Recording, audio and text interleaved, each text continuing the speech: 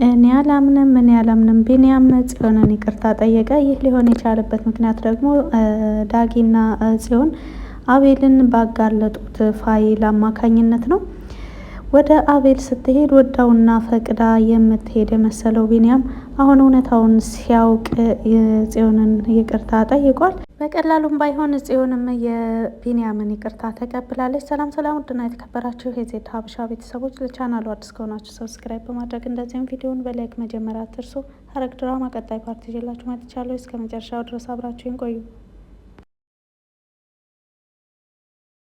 እንደሚታወቀው ቢኒ ከጽዮን ተስፋ ቆርጦና በተለይ ደግሞ ካሳለፍነው ፓርት ላይ ጉልት ገነት የምትሸጥበት አካባቢ በተገናኙ ጊዜ የሆነ መንገድ ላይ ያገኘሁት እንቅፋት ነበረ። እሱን ወደዛ ብዬ እመጣለሁ በማለት እሱን በእንቅፋት ቦታ ተክታ ከዳጊ ጋር ስታወራ እንደነበረ ሲያውቅ ይበልጥ ተናዶባትና ተበሳጭቶባት ነበረ። እርግጥ ቢኒያም ብቻ ሳይሆን ጽዮንም በቢኒያም በጣም ተናዳለች። ጽዮን የተናደደችበት ምክንያት ቢያንስ ሊረዳኝ ይገባ ነበር የሚል ነበረ። ይሄ ፍቅራቸው ደግሞ በቀላል ተስፋ የሚቆረጥበት እንዳልሆነ ወይዘሮ ገነት ለሁለታቸው ምክር እየለገሳቻቸው ነው ያለው። በሌላ መልኩ ሂዊ ከታጋቾች ሴቶች ጋር በመሆን አንዳንድ መረጃዎችን ለጓደኞቿ ለማቀበል በአሁኑ ወቅት አልቻለችም። ምክንያቱም ስልካቸውን እየተቀሙ ነው ወደዛ የሚገቡት። ነገር ግን እስከደረሱበት ድረስ ባልደረቦቿ ያለችበትን ቦታ ለማረጋገጥ ችለዋል። እንደሚታወቀው ዲያራ ከፈጣሪ በታች ናታን ሕይወቴን አድኖልኛል በማለት ለእናቷ ከተናገረች ወደዚህ ከእናቷ ጋር ለማስተዋወቅ እየሞከረች ነው ያለችው። እንደዚሁም ለናታን የስራ እድል እንዲገኝለት ከእናቷ ጋር የቻለችውን ነገር ሁሉ እያደረገች ነው። ነገር ግን የዲያራ እናት የቀረባት ሰው ራሱ እንዳሳገታት ትጠራጠራለች። ለዛም ነው ዲያራ በዚህ ነገር ወደ ቤት እንዲመጣና እንድተዋወቅ እፈቅድልሻለሁ፣ እኔም ማወቅ እፈልጋለሁ ብላ ከፈቀደችላት በኋላ ዲያራ በደስታ ወደ ክፍሏ ሄዳ ነበረ። ልክ በሄደችበት ወቅት ግን ለጠበቃዎቿ በመደወል አሁን ልጄ ከቤት ልትወጣ ነው፣ ወዴትና ከማን ጋር እንደምትገናኝ አረጋግጥልኝ፣ ልጄን በማሳገት ስም ያዳናት በመምሰል ከልጄ ጋር ለመቀራረብ እየሞከረ ያለውን ሰው ማወቅ እፈልጋለሁ ብላለች። ይህ ማለት የዲያራ እናት ከልጄ እገታ በስተጀርባ ያለው ያናታን የሚባለው ራሱ ይሆናል ማለት ትልቅ ጥርጥር አላት። ይህ ነገር ለናታን ጥሩ የሚሆን አይመስለኝም። ምክንያቱም የናታን አባት ምን አይነት ስራ ሲሰራ እንደነበረ እንግዲህ ካሳለፍነው ፓርቶች ላይ ከቢኒያም አንደበት ሰምተናል። ስለዚህ የቀድሞ የስራ ባልደረቦች ሊሆኑ ይችላሉ ወይዘሮ ትዝታና ምናልባት ተቃራኒ የስራ ድርሻም ሊኖራቸው ይችላል የሚባል ግምት አለኝ እኔ። ስለዚህ ወይዘሮ ትዝታም ናታንን ከመከታተል ወደ ኋላ እንደማትል እንግዲህ ለራሷ ቃል ገብታለች። ዲያራም በቻለችው አቅም ከናታን ጎን ለመሆንና በተለይ ደግሞ የስራ እድል እንዲገኝለት ከድርጅታቸው የቻለችውን ሚና እየተጫወተች ነው ያለችው። በሌላ መልኩ እንግዲህ ሰሞኑን ያለበት ሁኔታ የቢኒያምና የጽዮን የፍቅር ሁኔታ ነው። የቢኒያምና የጽዮን ፍቅር በሁለት አቅጣጫ ላይሳካ ይችላል። ምክንያቱም እህቴ በፍቅር እንድትጎዳ አልፈልግም፣ ያንተንም ደግሞ ጓደኝነትን ማጣት አልፈልግም፣ ስለዚህ በፍቅር ባትቀርባት ደስ ይለኛል በማለት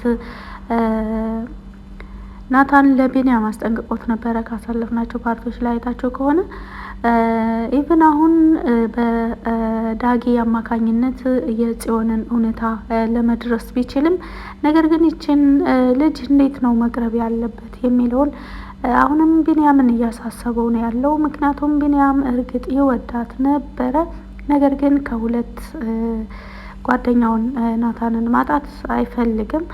ኢቨን እሷንም በዚህ መልኩ መራቅ አይፈልግም እና ቢኒ አሁን ያለበት ሁኔታ ትንሽ ግራ የሚያጋባ ነው። ጽዮንም ቢንያምን ለማበሳጨት የተጠቀመችው አክት ትንሽ ከበድ ያለ ነበረ። ዳጊ ሲደውልላት ወየ ውዴ በማለት ነበረ ያናገረችው። እየመጣው ነው የሆነ እንቅፋት መንገድ ላይ አግኝቼ እሱን እያነሳው ነው በማለትም ነበረ ስልክ ስታናግር። በተለይ ወየ ውዴ የሚለውን ነገር ሲሰማ ቢንያም ፊቱ ላይ የሚታየው የሚነድ እሳት ነበረ። ምክንያቱም ኢቭን በፊት ለፊት ከደረሰው ፎቶ ይበልጥ በፊት ለፊት እየተናገረችው ያለው ነገር እሱን ያበሳጨው ይመስላል። ነገር ግን ጽዮን ወየ ውዴ ያለችው ሌላ የምትወደው ሰው ሆኖ ሳይሆን ዳጊ ነበረ። ፊት ለፊቷ ቢንያም ስላለ ሆን ብላ ከሱ እሱን ለማናደድ የተጠቀመችበት ምክንያት ነው። ሌላ ደግሞ ዳጊ ደስተኛ ሆኗል። ዳጊም ደስተኛ ሊሆንበት የቻለው ነገር በዋናነት የጽዮንን ማስታወስም አወቀ። ሌላ ደግሞ በጣም ሲፈራ የነበረበት ትልቅ ፋይል በጽዮን አጋዥነት ሊሳካላቸው ችሏል። ካሳለፍናቸው ፓርቶች ላይ እንዳያቸውት የገባበትን አጣብቂኝ ለጽዮን ስለነገራት እንደዚህ ከሆነማ እኔ የሆነ ሲስተም አለኝ በማለት ነግራው ነበረ። ምንድነው ሲስተምሽ? እስኪ ከሰራ እንጠቀምበት በማለትም ዳጊ የጽዮንን ምክር በመስማት ወደ አቤል በመሄድ እያንዳንዱ ንግግር ሲነጋገር በቮይስ በድምጽ ቀርቶት ነበረ። ይህ ተልእኮ ተሳክቶለታል እርግጥ። ሌላ ደግሞ ይሄን ካሰማት በኋላ እያንዳንዱ ከዳጊ በኋላ ያፌት ላይ ደግሞ እያንዳንዱ በእኛም ሆነ በኤፍራታ ላይ ባደረሰብን ለእያንዳንዱ ነገር ያፌትም የእጁን ማግኘት አለበት በማለት ተናግራ ነበረ ጽዮን በወቅቱ። ዳጊ ግራ ተጋባ። እንዴት ማለት ጽዬ አስታወሽ ማለት ነው? እንዴት አወቅሽ ብሎ ሲጠይቃትም እርግጥ ማንም አያውቅም ከኤፍራታ ውጪ ማንም የኔን ማስታወስ አያውቅም ብላ ይሄንንም ለማንም እንዳይናገር በማስጠንቀቅ ለዳጊ እውነቱን ነግረዋለች። ዳጊ ይሄንን ሲሰማ ጽዬ ሁሉንም ነገር አንቺ እኔ ኤፍራታ ሆነን ያሳለፍነውን ሁሉን ነገር ያን ሁሉ ውጣ ውረድ አስታውሽ ማለት ነው በማለትም ሲጠይቃት አዎ ሁሉንም ማስታወሻለሁ፣ ነገር ግን አለማስታወሴን ልጠቀምበት ስለፈለኩ ማንም እንዲያውቅ አልፈልግም በማለት ነግረዋለች። ዳጊም በማስከተል አንቺ እስካልፈለግሽ ድረስ አንቺ እስካልፈቀድሽ ድረስ ለምንም አታስቢ፣ እኔ ለማንም አልናገርም በማለት ደስታውን ከገለጸላት በኋላ በዳጊ ስልክ የተቀዳውን ድምጽ ወደ ስልኳን በማስተላለፍ ይሄ መረጃ ይጠቅመናል በማለት አስቀምጠውታል። በሌላ መልኩ ወይዘሮ ሉሊት በአሰሪዎቿ በአለቃዎቿ እየተሳደደች ነው ያለችው። እንደሚታወቀው ወይዘሮ ሉሊት የያፌት ተላላኪ ስትሆን እነሱ ያዘዟትን ሁሉ ነው የምትሰራው። በአሁኑ ግን ከባድ የሚባል ስህተት ስለሰራች በአለቃዎቿ እየተሳደደች ትገኛለች። በአለቃዎቿ እየተሳደደች ወደኋላ በማየት ወደፊት ስትሮጥ ከቤታቸው በር ጋር ስትጋጭ በወቅቱ ሳሎን ቤት ቤዚ ነበረች። ምን ተፈጥሮ ነው እንደዚህ እስክትሆኝ ድረስ እየሮጥሽ የመጣሽው በማለት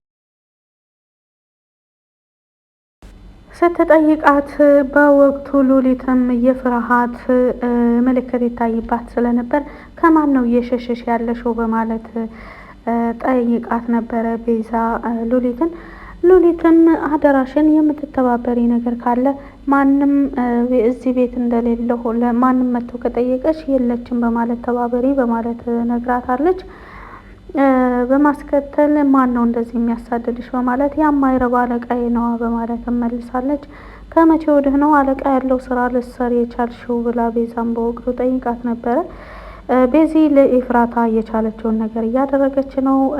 ሉሊትን ይቅርታ ጠይቀሽ ከእሷ ጋር ቅረቢ ብላት ነበረ። ካሳለፍነው ፓርቶች ላይ አይታችሁ ከሆነ የምትወጂኝና ለእኔ ብለሽ ትንሽም ነገር የምታደርጊ ከሆነ ከሉሊት ቀርበሽ ቅርቧ ሆነሽ እያንዳንዱ የምትሰራውን ነገር ተከታተይልኝ ብላት ነበረ። ባደረገችው በታዘዘችው መሰረት ቤዚ ቃሏን ለማክበር እየሞከረች ነው ያለችው። እንግዲህ የቤዛ አዲሱ አፍቃሪዋም ደግሞ የዲያራ ወንድም ሆኖ ተገኝቷል። የወይዘሮ ትዝታ ልጅ ሆኖ ተገኝቷል ማለት ነው። በዲያራና በናታን መካከልስ ምን ይፈጠራል የሚለውን ደግሞ ከቀጣይ ፓርት ላይ የምናየው ይሆናል። ለቆይታችን ከልብ አመሰግናለሁ። መልካም ጊዜ